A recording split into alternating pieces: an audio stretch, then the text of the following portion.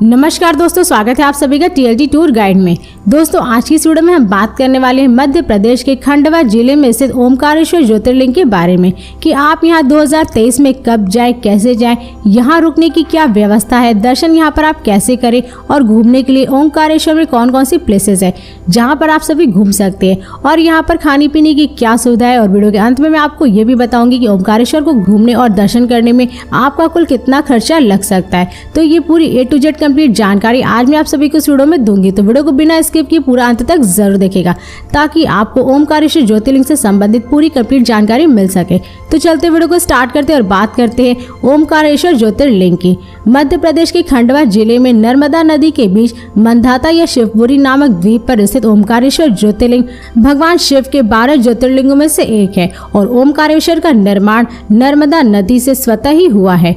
शिव पुराण की कोटि रुद्र संहिता के 18वें अध्याय में इसका वर्णन मिलता है और यहाँ 2 ज्योतिर्लिंग की पूजा की जाती है, ओमकारेश्वर और ममलेश्वर। और यही केवल एक ऐसा ज्योतिर्लिंग है जो नर्मदा नदी के उत्तरी तट पर स्थित है और हिंदुओं में सभी तीर्थों के दर्शन करने के पश्चात ओमकारेश्वर के दर्शन और पूजन का विशेष महत्व है, क्योंकि ऐसा माना जाता है कि तीर्थ यात्री सभी तीर्थों का जल लाकर के ओमकारेश्वर में अर्पित करते हैं, तभी सारे तीर्थ पूर्ण माने जाते हैं। दोस्तों अब बात करें कि आप ओमकारेश्वर ज्योतिर्लिंग के दर्शन करने कब जाए। वैसे तो भगवान के दर्शन करने के लिए हर एक समय सही होता है, लेकिन यहाँ पर जाने का सबसे सही समय अगस्त से लेकर के फरवरी तक के महीनों का माना जाता है, क्योंकि इन महीनों के दौरान ओमकारेश्वर में कई सारे त्यौहार होते हैं और श्रद्धालुओं की काफी ज्यादा भीड़ भी होती है। वहीं अगर आप यहाँ पर अप्रैल और जून के महीनों में जाते हैं तो यहाँ पर काफी ज्यादा गर्मी पड़ती है, जिससे कि दर्शन करने के साथ साथ यहाँ के पर्यटन स्थलों को घूमने में परेशानी हो सकती है। इसलिए ओमकारेश्वर जाने का सबसे सही समय अगस्त से फरवरी तक के महीनों का माना जाता है। इसके अलावा ओमकारेश्वर में दर्शन करने के लिए बहुत से श्रद्धालु सावन माह में भी यहाँ पे काफी दूर दूर से जलाभिषेक करने और दर्शन पूजन के लिए ओमकारेश्वर पहुँचते हैं, मगर ये आपके ऊपर डिपेंड करता है कि आप ओमकारेश्वर ज्योतिर्लिंग के दर्शन कब करना चाहते हैं। दोस्तों अब बात करें कि आप ओमकारेश्वर ज्योतिर्लिंग कैसे पहुंचे। वैसे तो आप यहाँ पे बाई ट्रेन, बाई प्लेन और बाई बस बड़े ही आराम से पहुंच सकते हैं। दोस्तों यदि आप ओमकारेश्वर जाने के लिए ट्रेन की सुविधा लेते हैं तो ओमकारेश्वर मंदिर का नजदीकी रेलवे स्टेशन इंदौर जंक्शन है, जो कि देश के विभिन्न शहरों और राज्यों से ट्रेन के जरिए काफी अच्छी तरीके से जुड़ा हुआ है, जिनके जरिए आप अपने शहरों के नजदीकी रेलवे स्टेशनों से इंदौर जंक्शन तक पहुंच सकते हैं। और यहां से ओमकारेश्वर टेम्पल की दूरी लगभग 80 किलोमीटर है। और यदि आपको इस रेलवे स्टेशन के लिए ट्रेन ना मिले तो आप खंडवा रेलवे स्टेशन के लिए भी ट्रेन की सुविधा ले सकते हैं और इस रेलवे स्टेशन से ओमकारेश्वर टेम्पल की दूरी लगभग 75 किलोमीटर है, जिससे आप बस और टैक्सी से पूरा करके ओमकारेश्वर टेम्पल तक पहुंच सकते हैं। और अगर आप इंदौर जंक्शन से ओमकारेश्वर के लिए बस लेते हैं तो उसका चार्ज लगभग 100 से 150 रुपये पर पर्सन होता है। और वहीं अगर आप प्राइवेट टैक्सी बुक करते तो उसका चार्ज लगभग 2500 से 3000 रुपये तक होता है। दोस्तों यदि आप ओमकारेश्वर टेम्पल फ्लाइट से जा रहे हैं तो यहाँ का निकटतम एयरपोर्ट इंदौर में स्थित देवी अहिल्याबाई होलकर इंटरनेशनल एयरपोर्ट है, जो कि देश के विभिन्न शहरों के एयरपोर्टों से एयरलाइंस द्वारा काफी अच्छी तरीके से जुड़ा हुआ है, जिनके जरिए आप अपने नजदीकी शहरों के एयरपोर्टों से फ्लाइट पकड़ करके इंदौर एयरपोर्ट तक पहुँच सकते हैं। और इस एयरपोर्ट से ओमकारेश्वर टेम्पल की दूरी लगभग 85 किलोमीटर है, जिससे आप बाई बस या बाई टैक्सी पूरा कर सकते हैं। और हाँ, यदि आप ओमकारेश्वर टेम्पल बस से जाना चाहते हैं तो आपको ओमकारेश्वर के लिए मध्य प्रदेश के विभिन्न शहरों के साथ साथ उत्तर प्रदेश के भी कुछ शहरों से डायरेक्ट बस की सुविधा मिल जाएगी ओमकारेश्वर टेम्पल के लिए, जिनके जरिए आप दिल्ली, इंदौर और खंडवा पहुंच करके भी ओमकारेश्वर के लिए बस की सुविधा ले सकते हैं। और इसके साथ ही अगर आप ओमकारेश्वर अपने निजी वाहन, कार या बाइक से जाना चाहते हैं तो आप यहाँ बड़े ही आराम से पहुंच सकते हैं अपने निजी वाहन से, क्योंकि ओमकारेश्वर की सड़कें विभिन्न शहरों से सड़क मार्ग द्वारा काफी अच्छी तरीके से जुड़ी हुई है, जिनके जरिए आप अपनी निजी कार या बाइक से ओमकारेश्वर तक बड़े ही आसानी से पहुंच सकते हैं। दोस्तों अब बात करें कि ओमकारेश्वर में पहुंचने के बाद आप कहां पे स्टे करें। वैसे तो यहाँ पे स्टे करने के लिए आपको बहुत सारे प्राइवेट होटल और गेस्ट हाउस धर्मशाला मिल जाएंगे, जिन्हें आप बुक करके स्टे कर सकते हैं। यदि आप यहाँ पे स्टे करने के लिए धर्मशाला लेते हैं तो उसका चार्ज लगभग 350 से 400 रुपये और वही गेस्ट हाउस का नॉन AC का 500 से 700 रुपये और AC का 1000 से 2000 रुपये तक होता है। इसके अलावा अगर आप यहाँ पे स्टे करने के लिए प्राइवेट होटल लेते हैं तो उसका चार्ज लगभग 700 से 1000 रुपये तक होता है, लेकिन इन सभी की बुकिंग आप अपनी सुविधा के अनुसार या फिर बजट के अनुसार कर सकते हैं। दोस्तों अब बात करें कि ओमकारेश्वर में खाने पीने की क्या सुविधा है। वैसे तो आप यहाँ पर ओमकारेश्वर अन्नपूर्णा प्रसादालय में 20 रुपए का टोकन कटाकर भरपेट भोजन कर सकते हैं, लेकिन अगर आप यहाँ पे खाना नहीं चाहते तो आप जहाँ पे स्टे किए वहीं पर आपको खाने पीने की सारी सुविधा मिल जाएगी। इसके अलावा अगर आप चाहें तो यहाँ पर स्थित और भी कई सारे प्राइवेट होटल और रेस्टोरेंट में आप जा करके लगभग 100 से 200 रुपए में पर प्लेट भोजन कर सकते हैं। और दोस्तों यदि आप किसी और जगह का ऑनलाइन टिकट बुक करना चाहते हैं तो मैंने डिस्क्रिप्शन में अच्छी साइट्स का लिंक दे दिया है, जिसकी मदद से आप सस्ती से सस्ती प्राइस में बस, होटल, ट्रेन, प्लेन और टूर पैकेजेस को बुक कर सकते हैं। दोस्तों अब बात करें कि आप यहाँ ओमकारेश्वर ज्योतिर्लिंग में दर्शन कैसे करें। वैसे तो यहाँ पे दर्शन करने के लिए आपको सबसे पहले नर्मदा नदी को पार करना होता है और इस नदी को पार करने के लिए आपके पास 2 ऑप्शन है, पहला बोट का और दूसरा पैदल, जो झोला पुल से होकर के पार करना होता है। और यदि आप ओमकारेश्वर टेम्पल पहुंचने के लिए शेयरिंग बोट लेते हैं तो उसमें आपको लगभग 100 से 150 रुपए का चार्ज देना होता है। वहीं अगर आप रिजर्व बुक करते तो उसमें आपका कुल खर्चा लगभग 1000 से 1200 रुपए तक होता है।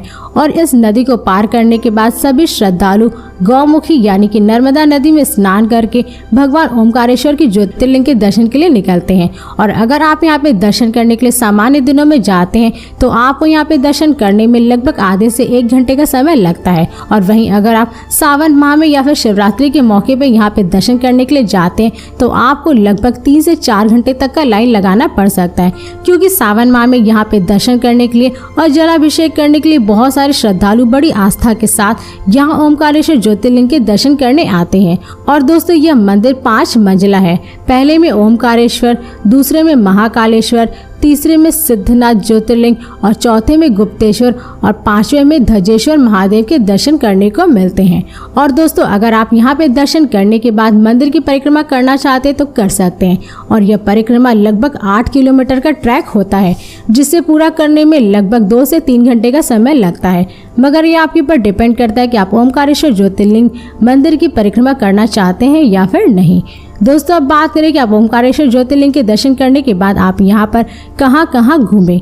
वैसे तो आप यहाँ पे दर्शन करने के बाद सबसे पहले ममलेश्वर ज्योतिर्लिंग के दर्शन करें, जिसका वास्तविक नाम अमरेश्वर मंदिर है। और यह मंदिर एक छोटे से क्षेत्र में फैला हुआ प्राचीन भारत की असाधारण स्थापत्य शैली को प्रदर्शित करता है। और ओमकारेश्वर मंदिर के ठीक विपरीत नर्मदा नदी के किनारे स्थित इस मंदिर के शिवलिंग के पीछे देवी पार्वती की भी प्रतिमा यहाँ मौजूद है, जिन्हें दर्शन आप सभी को जरूर करना चाहिए। इसके साथ ही आप यहाँ केदारेश्वर मंदिर के भी दर्शन कर सकते हैं। 11वीं शताब्दी में निर्मित यह मंदिर ओमकारेश्वर से लगभग 4 किलोमीटर की दूरी पर पवित्र नदी नर्मदा के तट पर फैला हुआ है। और मध्य प्रदेश के सबसे प्रसिद्ध मंदिरों में से एक यह मंदिर भगवान केदार को श्रद्धांजलि के रूप में निर्मित अपनी जटिल वास्तुकला के लिए जाना जाता है। इसी के साथ ही आप यहाँ श्री गोविंदा भगवत पद गुफा भी घूम सकते हैं। यह वो जगह है जहाँ पर शंकराचार्य महान संत गोविंद भागवत पद से मिले थे और उन्होंने आध्यात्मिक शिक्षा और उनके तहत कर्मों को ग्रहण किया था। इसलिए यह जगह हिंदुओं द्वारा बहुत धार्मिक मानी जाती है। और इस गुफा में आप सुबह 9 बजे से लेकर के शाम के 6 बजे तक के बीच कभी भी जा सकते हैं। इसी के साथ ही आप यहाँ गौरी सोमनाथ टेम्पल के भी दर्शन कर सकते हैं। अपने डिजाइन और कलाकृति में खजुराहो मंदिर जैसी समानता रखने वाला इस मंदिर में लगभग 6 फीट का एक विशाल लिंग है, जो काले पत्थर से बना हुआ है।